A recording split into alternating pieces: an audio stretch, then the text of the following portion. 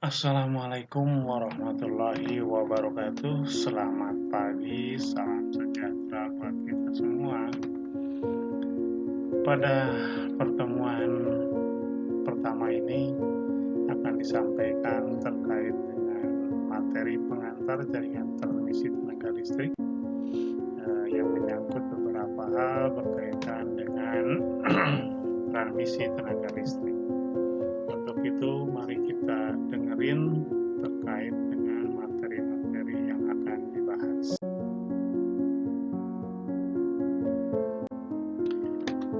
Seperti yang telah disampaikan pada materi terkait dengan sistem tenaga listrik, di mana sistem tenaga listrik ini terdiri dari beberapa komponen.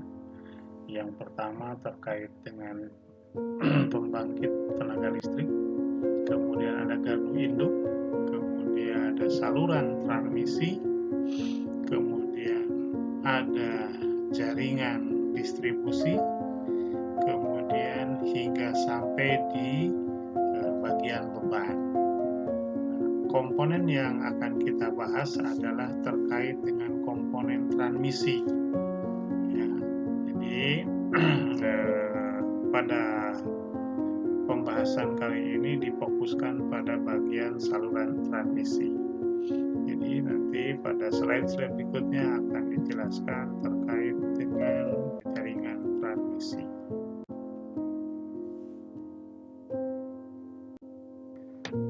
Baik, untuk mengenal lebih jauh terkait dengan jaringan transmisi, sebelumnya saya akan sampaikan pengertian penyaluran energi, ya, di mana penyaluran energi listrik itu merupakan suatu proses dan cara menyalurkan energi listrik pada jarak yang berjauhan, di mana pembangkit tenaga listrik itu biasanya ada di daerah-daerah yang misalkan untuk tenaga air dia akan ada di daerah pegunungan. Kemudian dari pembangkit ada gardu induk ke gardu induk lainnya. Yang akan disalurkan itu adalah tenaga listrik, maka diperlukan sebuah konduktor untuk penghantarnya. Kemudian ada tiang-tiang, istilahnya adalah tower, melalui isolator dengan sistem tegangan tinggi atau ekstra tinggi. Jadi khusus untuk jaringan transmisi ini menggunakan tegangan tinggi atau ekstra tinggi. Ruang lingkupnya mengenai penyaluran ini mulai dari pembangkitan, gardu induk sampai ke pusat-pusat beban.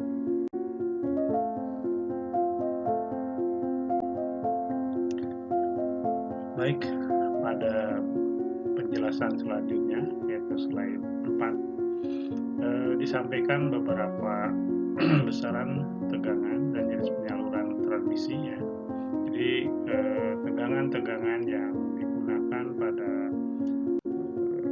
jaringan transmisi itu mulai dari 66 kP, kemudian 70 kP, 130 kP, 120 kP hingga ke 1500 kP, ya. Ya, untuk di Indonesia biasanya digunakan terkait dengan 150 kP, ada 500 kP dan ada yang 750 kP untuk jaringan Jawa Bali. Nah, kemudian jenis arus, ya. Jenis arus yang biasa di dalam transmisi itu ada arus searah dan arus bolak-balik. Tetapi untuk saat ini di Indonesia banyak digunakan adalah arus bolak-balik. Nah, kemudian jenis dan ruang lingkup penyaluran, ya. Jadi pada jaringan transmisi itu ada saluran udara yang sering banyak kita lihat di daerah-daerah disalurkan melalui jaringan udara, ya, saluran udara, overhead line. Kemudian saluran bawah tanah, ya. Jadi untuk menjaga keindahan suatu wilayah maka digunakan jaringan transmisi bawah tanah.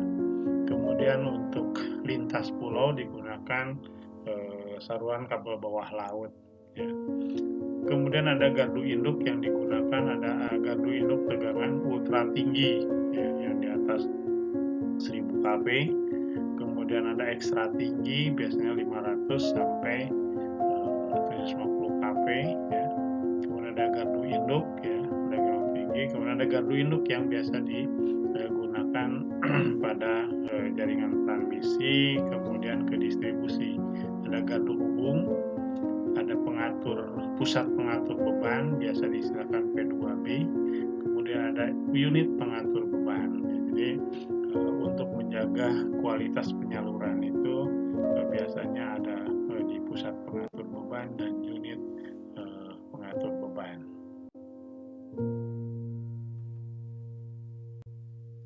Berikutnya terkait dengan sistem transmisi di Indonesia ya.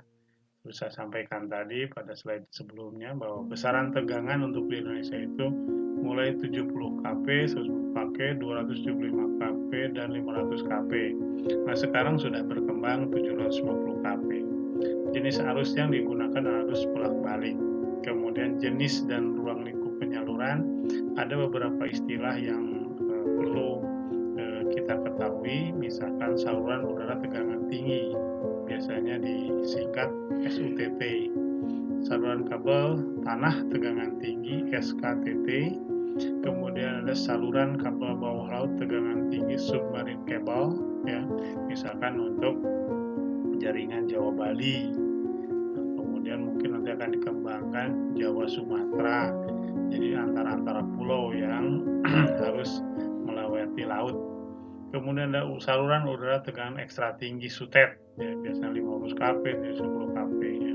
Kemudian ada gardu induk, istilahnya disingkat GI, gardu induk tegangan ekstra tinggi GITET. Kemudian ada pusat pengatur beban UPB, ada unit biasanya P2B itu ya, bukan UPB yang bawah, unit pengatur beban. Kemudian sistemnya adalah sistem interkoneksi, misalkan yang sudah terpasang itu di Jawa, Madura, Bali, Jamali, kemudian Pulau Sumatera. Sebagian dari Sumatera masih terjadi bottleneck ya, jadi masih perencanaan dan akan dikembangkan lebih lanjut.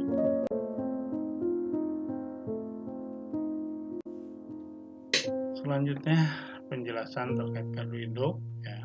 Jadi untuk beberapa daerah yang mendapatkan tanah yang luas, biasanya dipasang gardu induk konvensional ya. Misalkan pada di pinggiran kota atau di kota-kota kecil. Fungsi gardu induk ini adalah untuk menjaga stabilitas daripada tegangan yang disalurkan ya, ataupun juga digunakan untuk menurunkan tegangan ataupun menaikkan tegangan di situ karena ada trafo yang digunakan ya. Kemudian untuk daerah perkotaan, kota besar yang padat mungkin dipasang gas insulated switchgear ya, biasa menggunakan gas SP6. Nah, ini dilakukan untuk menjaga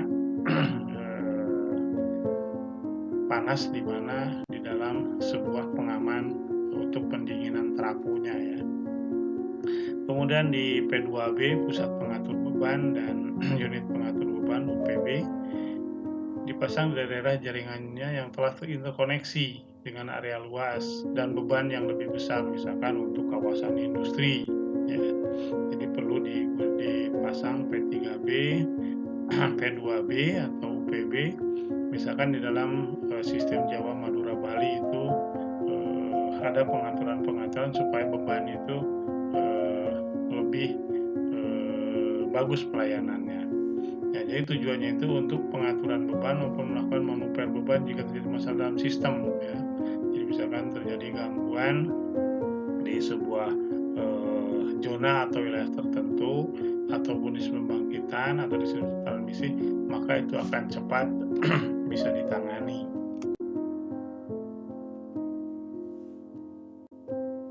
Nah, untuk pengembangan penyaluran transmisi, maka biasanya sudah direncanakan untuk pengembangan pelayanan ya atau penyaluran yang lebih jauh. Nah, secara teknis pembangunan dan pengembangan sistem penyaluran listrik tidak masalah dan tidak kesulitan ya. Yang sulit sekarang itu adalah bagaimana pemeliharaannya. Kemudian masalah-masalah yang sering timbul dalam pembangunan sistem penyaluran televisi adalah masalah-masalah teknis ya, karena ini menyangkut lahan yang luas, misalkan kesulitan mendapatkan lahan untuk tapak tower, karena satu tower itu bisa dimungkinkan memerlukan luas tanah misalkan 5x5 untuk tapak towernya itu. Harga tanah yang sangat mahal ya, apalagi udah memasuki daerah-daerah pemukiman. Kemudian proses perizinan yang sulit dan berbelit. Nah, biasanya ini harus pendekatan dengan pemerintah daerah. Reaksi masyarakat yang tidak mau dilalui jalur transmisi. Nah, ini yang sering disampaikan karena disampaikan pengaruh-pengaruh dari jaringan transmisi sehingga masyarakat merasa ketakutan ya. Beberapa waktu terakhir ini muncul fenomena baru, masyarakat minta kompensasi atau ganti rugi sepanjang jalur transmisi ya. Itu biasanya terkait dengan masalah tanah. Biaya ganti rugi kerusakan bangunan, tanaman, dan lain-lain yang mahal, bahkan terkadang jauh melampaui harga standar. Koordinasi dengan berbagai pihak instansi terkait yang merupakan kesulitan sendiri tak jarang membutuhkan biaya besar. Nah, ini biasanya pihak pemerintah daerah lah yang harus bertanggung jawab sehingga bisa mengamankan wilayah atau masyarakat. Isu lingkungan hidup ya, biasanya ini terjadi kalau dalam pembuatan pembangkit tenaga listrik ataupun pembangkit-pembangkit yang menggunakan bahan bakar batu bara dan beberapa hambatan lainnya ya. Jadi itu menjadi non teknis dalam pembangunan atau penggunaan penyaluran transmisi.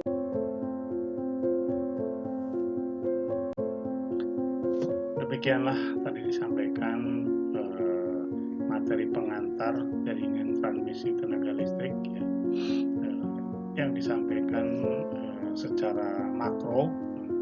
Pada pertemuan-pertemuan berikutnya akan disampaikan secara spesifik baik mengenai gardu induk, kemudian trapo, kemudian jenis-jenis tower ya, tiang-tiang pancang, jenis-jenis konduktornya sampai ke masalah pengamanannya ya. Jadi secara umum bahwa akan dibahas mengenai